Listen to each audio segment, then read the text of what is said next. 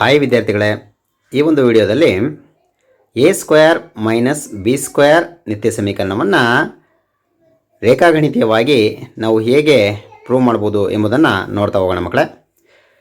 ಈಗ ನಾವಿಲ್ಲಿ ಒಂದು ವರ್ಗವನ್ನು ಪರಿಗಣಿಸಿದ್ದೀವಿ. ರೆಡ್ ಕಲರಲ್ಲಿ ಕಾಣಿಸ್ತಾ ಇರುವಂತಹ ಒಂದು ವರ್ಗವನ್ನು ಪರಿಗಣಿಸಿದ್ದೀವಿ. ಈ ಒಂದು ವರ್ಗದ ಬಾಹುವಿನ ಅಳತೆ ಅಂದರೆ ಪ್ರತಿ ಬಾಹುವಿನ ಅಳತೆ ಎ ಮಾನಗಳಾಗಿರಲಿ ಅಂತ ನಾವು ತೊಗೊಂಡಿದ್ದೀವಿ. ಹಾಗಾದರೆ ಈ ಒಂದು ವರ್ಗದ ವಿಸ್ತೀರ್ಣ ಏನಾಗುತ್ತೆ ಮಕ್ಕಳೇ? ಎ ಸ್ಕ್ವೇರ್ ಆಗುತ್ತೆ. ಎ ಇಂಟು ಎ ಸ್ಕ್ವೇರ್ ಆಗುತ್ತೆ.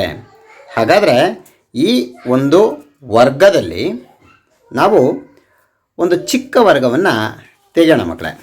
ಯಾವ ವರ್ಗವನ್ನು ತೆಗೆಯೋಣ ನೋಡಿ, ಇಲ್ಲೊಂದು ವರ್ಗವನ್ನು ತೆಗಿತಾ ಇದ್ದೀನಿ. ಈ ವರ್ಗವನ್ನು ತೆಗೆದಿದ್ದೀನಿ ಮಕ್ಕಳೇ. ಎ ಸ್ಕ್ವೇರ್ ವರ್ಗದಲ್ಲಿ ಈ ಒಂದು ಚಿಕ್ಕ ವರ್ಗವನ್ನು ತೆಗೆದಿದ್ದೀನಿ.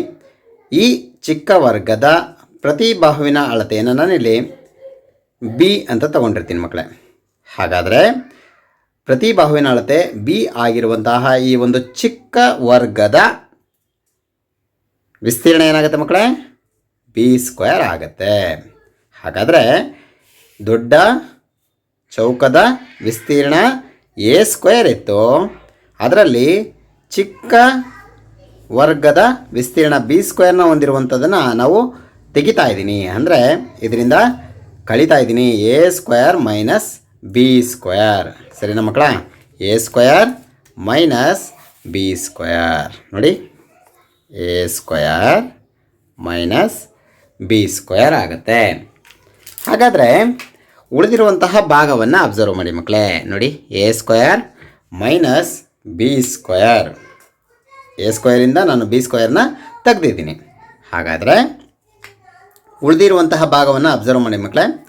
ಇಲ್ಲಿ ಉಳಿದಿರುವಂತಹ ಭಾಗವನ್ನು ನಾನಿಲ್ಲಿ ಎರಡು ಭಾಗಗಳನ್ನಾಗಿ ಮಾಡ್ಕೊಂಡಿರ್ತೀನಿ ನೋಡಿ ಮಕ್ಕಳೇ. ಇಲ್ಲಿಂದ ಇಲ್ಲಿವರೆಗೆ ಒಂದು ಆಯತ, ಇದೊಂದು ಆಯತ. ಹೌದಲ್ವ ಮಕ್ಕಳ? ಈಗ ಹೊರಗಡೆ ತಗೋತಾ ಇದ್ದೀನಿ ಮಕ್ಕಳೇ. ಓಕೆ, ಇದು ಎ ಸ್ಕ್ವೇರ್ ಮೈನಸ್ ಬಿ ಸ್ಕ್ವೇರ್ಗೆ ಸಮನಾಗಿದೆ ಮಕ್ಕಳೇ. ಹಾಗಾದರೆ ಇದರ ಅಳತೆಗಳನ್ನ ನೋಡ್ತಾ ಹೋಗೋಣ ಮಕ್ಕಳೇ. ಇಲ್ಲಿಂದ ಇಲ್ಲಿಗೆ ಎ ಅಂತ ನಿಮಗೆ ಗೊತ್ತಿತ್ತು.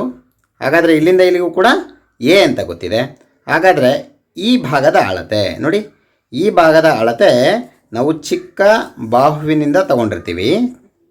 ಚಿಕ್ಕ ಚೌಕದ ಬಾಹುವಿನ ಅಳತೆ ಬಿ ಅಂತ ತೊಗೊಂಡಿದ್ದೀವಲ್ಲ ಮಕ್ಕಳೇ. ಹಾಗಾದರೆ ಈ ಬಾಹುವಿನ ಅಳತೆನೂ ಕೂಡ ಬಿ ಆಗಿರುತ್ತೆ. ಇಲ್ಲಿಂದ ಇಲ್ಲಿಗೂ ಕೂಡ ಬಿ ಇರುತ್ತೆ, ಅಂದಮೇಲೆ ಇಲ್ಲಿಗೂ ಕೂಡ ಬಿ ಇರುತ್ತೆ. ಹಾಗಾದರೆ ಈ ಒಂದು ಚಿಕ್ಕ ಆಯತವನ್ನು ತಗೊಳ್ತಾ ಇದ್ದೀನಿ ನೋಡಿ ಮಕ್ಕಳೇ.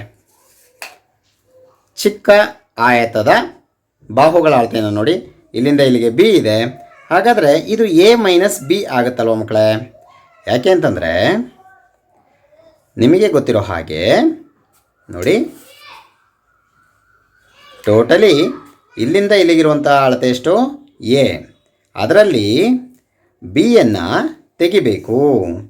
ಎನಲ್ಲಿ ಬಿಯನ್ನು ತೆಗೆಯೋದು ಅಂದರೆ ಎ ಮೈನಸ್ ಬಿ ಆಗಿರುತ್ತೆ ಮಕ್ಕಳೇ. ಹಾಗಾದರೆ ಈ ಬಾಹುವಿನ ಅಳತೆ ಎಷ್ಟು?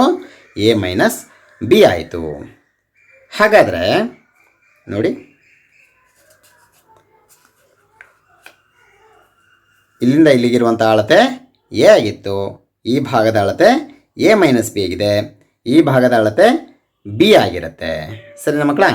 ಈ ಎ ಮೈನಸ್ ಬಿ ನೋಡಿ, ಈ ಭಾಗಕ್ಕೆ ಸರಿ ಹೊಂದೋ ಹಾಗೆ ಕಾಣಿಸುತ್ತೆ ನೋಡಿ.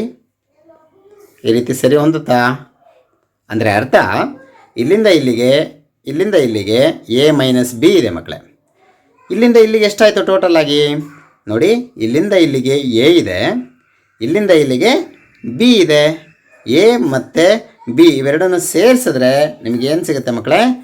ಎ ಪ್ಲಸ್ ಬಿ ಸಿಗುತ್ತೆ ಅಲ್ವ ಮಕ್ಕಳ? ಇಲ್ಲಿಂದ ಇಲ್ಲಿಗೆ ಎ, ಇಲ್ಲಿಂದ ಇಲ್ಲಿಗೆ ಬಿ ಇವೆರಡನ್ನು ಸೇರಿಸಿದ್ರೆ ಎ ಪ್ಲಸ್ ಬಿ ಸಿಕ್ತು ನೋಡಿ. ಈ ಒಂದು ಆಯತದ ಉದ್ದ ಎ ಪ್ಲಸ್ ಬಿ ಆಯಿತು ಮಕ್ಕಳೇ. ಆಗಲೇ ಏನಾಗಿದೆ ನೋಡಿ, ಎ ಮೈನಸ್ ಬಿ ಇದೆ. ಹಾಗಾದರೆ ಈ ಆಯತದ ವಿಸ್ತೀರ್ಣ ಎ ಸ್ಕ್ವೇರ್ ಮೈನಸ್ ಬಿ ಸ್ಕ್ವೇರ್ಗೆ ಸಮ ಆಗುತ್ತಲ್ವ ಮಕ್ಕಳೇ? ಏಕೆ ಅಂತಂದರೆ A square minus B square ಅಂದರೆ ಬೇರೇನೂ ಅಲ್ಲ ನೋಡಿ, ಇದೇನೆ. ಈ ಭಾಗವನ್ನೇ ನಾವು A square minus B square ಅಂತ ಕರೆದಿದ್ದು. ಹಾಗಾದರೆ ನೋಡಿ, ಇದನ್ನ ಇಲ್ಲಿಗೆ ಸರಿ ಹೊಂದಿಸಿದಾಗ ಎ ಮೈನಸ್ ಬಿ ಅಗಲ ಆಗಿದೆ, ಎ ಪ್ಲಸ್ ಬಿ ಅನ್ನೋದು ಉದ್ದ ಆಗಿದೆ ಮಕ್ಕಳೇ. ಹಾಗಾದರೆ ಈ ಒಂದು ಆಯತದ ವಿಸ್ತೀರ್ಣ ಉದ್ದ ಇಂಟು ಅಗಲ ಅನ್ನೋದನ್ನು ನೀವು ನೆನಪು ಮಾಡ್ಕೋಬೇಕು. ಹಾಗಾದರೆ ಆಯತದ ಉದ್ದ ಎ ಪ್ಲಸ್ ಬಿ ಆಗಿದೆ, ಆಯತದ ಅಗಲ ಎ ಮೈನಸ್ ಬಿ ಆಗಿದೆ. ಸರಿನಾ ಮಕ್ಕಳ? ಇವೆರಡರ ವಿಸ್ತೀರ್ಣ ಅಂದರೆ ಆಯತದ ವಿಸ್ತೀರ್ಣ ಈ ಎರಡು ಪರಿಮಾಣಗಳ ಗುಣಲಬ್ಧಕ್ಕೆ ಸಮನಾಗುತ್ತೆ. A plus B into A minus B. ಇದನ್ನೇ ನೀವು ಕಲ್ತಿರುವಂಥದ್ದು. A square minus B square is equal to A plus B into A minus B.